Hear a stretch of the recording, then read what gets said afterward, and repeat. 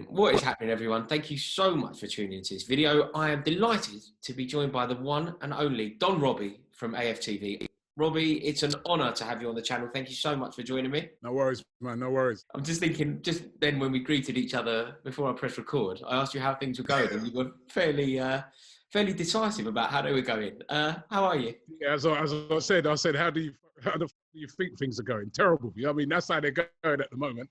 You know, it's been a really rough time to be an Arsenal fan. Really, really rough. You know, especially when we look across town and we see how you guys are getting on. You know, I mean, final of the FA Cup, final of the Champions League. We're looking across with a little bit of envy. I can't lie at the moment because we're in a bad place at the moment. Arsenal, yeah. We're in a bad place. You know, I mean, knocked out of the Europa League, been very, very poor in the league. Of course, we've had the same issues that you guys have had with owners, but apart from the difference being is that I feel it looks like it's calmed down over your side because I feel that, you know, your owners have got a lot of credit in the bank. Whereas our owners, what they did the other day was just a culmination of what they've been doing since they turned up.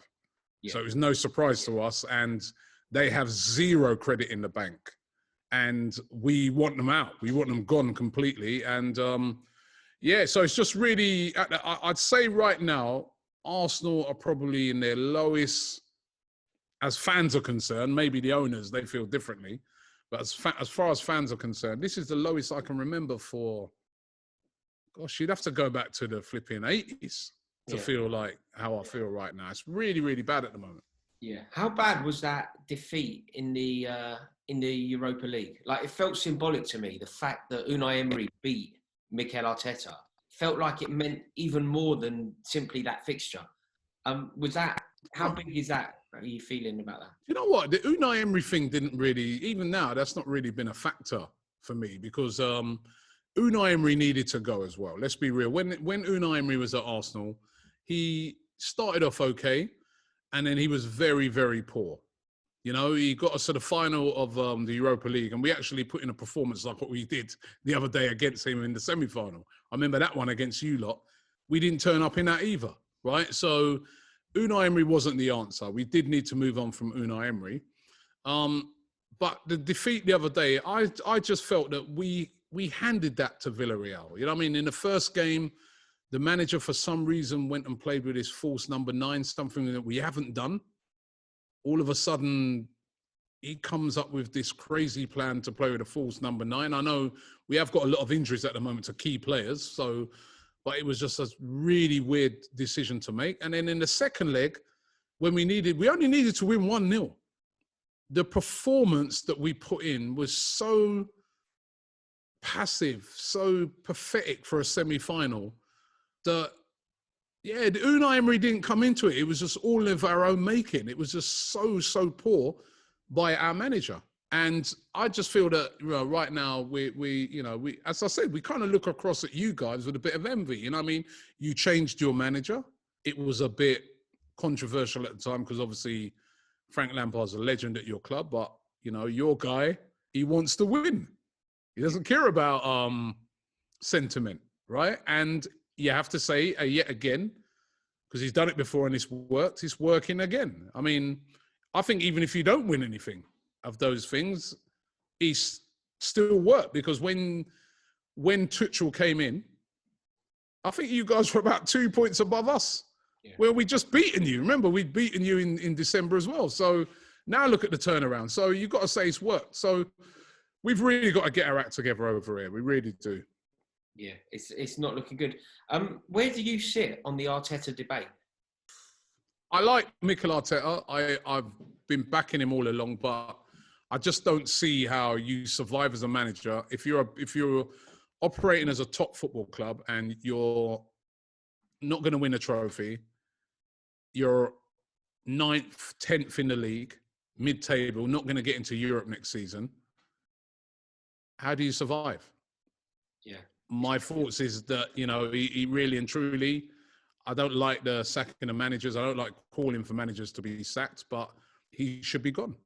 It's the reality of the situation. Any other top club in Europe he's out the door, isn't he? You know, we got no. It's going to be the first time in 25 years Arsenal will not be playing in Europe. You know, and I think if you're an ambitious owner, and I put more of it on our owners than Arteta, if you're an ambitious owner, you say, sorry, this is not a situation that's good enough.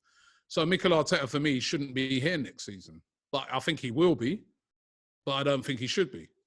Yeah, it would be tricky. Have you seen anything in Arteta to suggest that he could get it right? Like the FA Cup final last year was a moment where I thought, Arsenal have got it right here. And it all felt like you were starting the season well. You won the Charity Shield as well, which I agree isn't massive, but you'd rather win it than not win it. And like, where's it gone so wrong? Cup competitions, though. So, you know, he did do very well in the FA Cup. You know, I mean, that was an outstanding, you know, to beat Man City in the semi-finals, you guys in the finals. I thought that was outstanding. Then went and beat Liverpool. I don't really class the Community Shield. It is more of a friendly to me. But the FA Cup win was impressive, right? And I think that's what kept him in a job.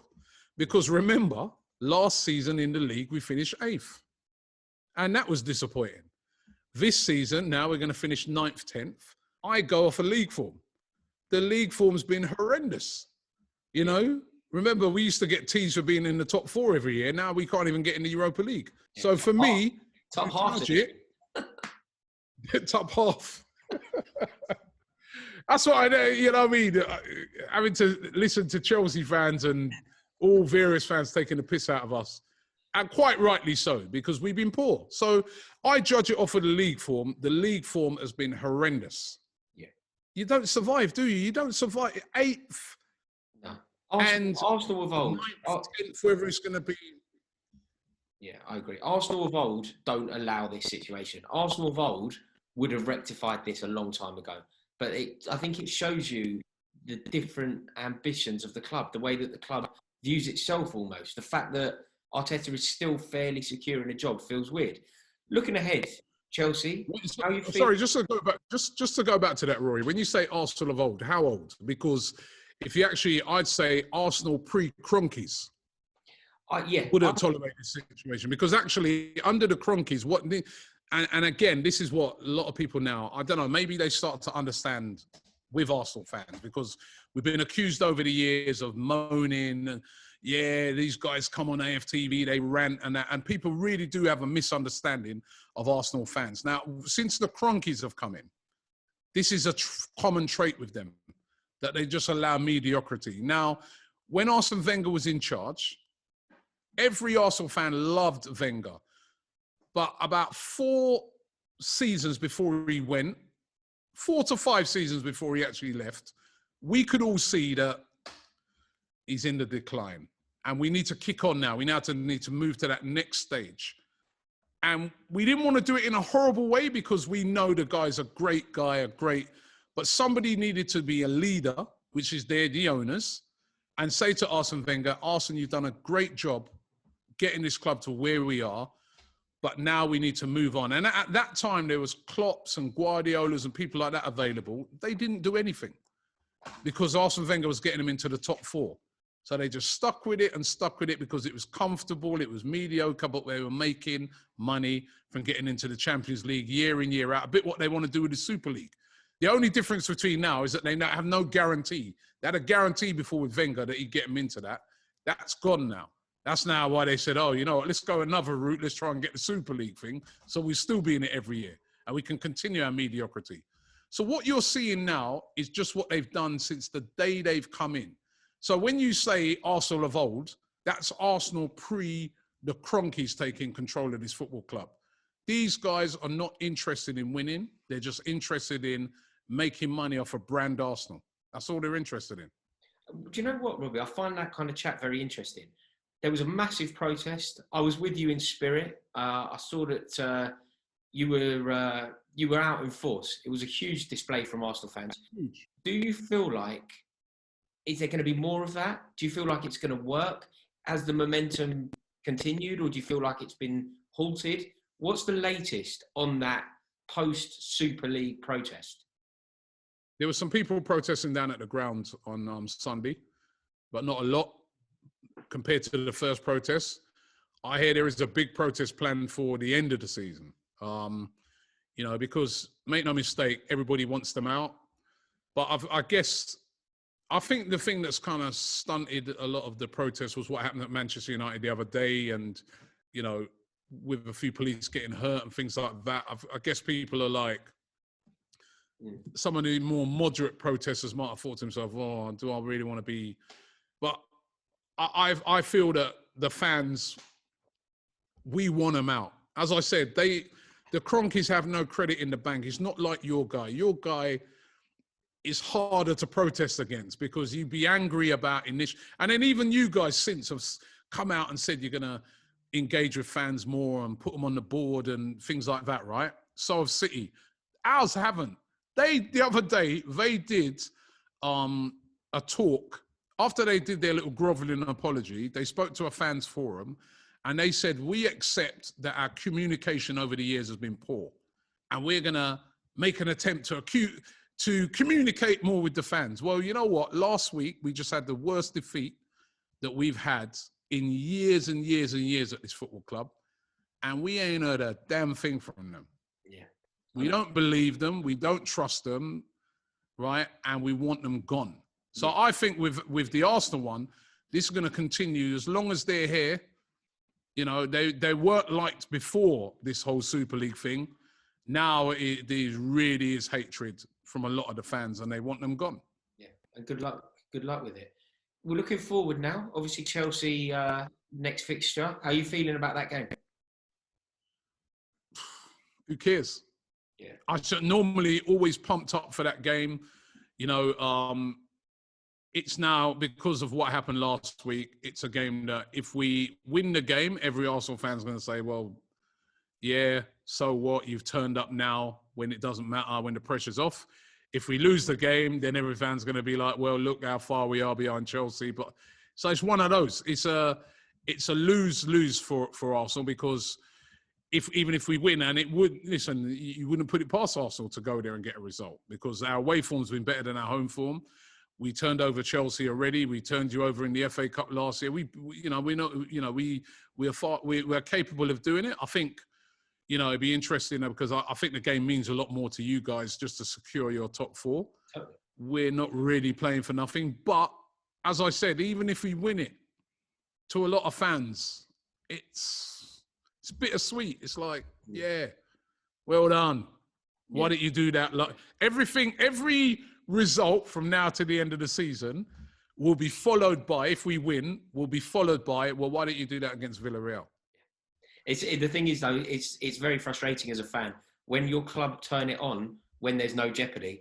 Like you've got to play. You're in a semi-final. You've got a crucial away goal. That felt like a very winnable fixture. So it would almost be more frustrating to now turn up and beat Chelsea or whatever. Willian, who we got from you lot, who ain't turned up all year, goes and scores. I warned you, Rob. I told you. Goes and scores the absolute stunner against West Brom. Yeah, it's typical, isn't it? And what? That means absolutely nothing, right? Because, you know, why didn't you do that against, why haven't you been doing that all season? Why didn't you do that against Villarreal? Why didn't you, you know? That's what I mean.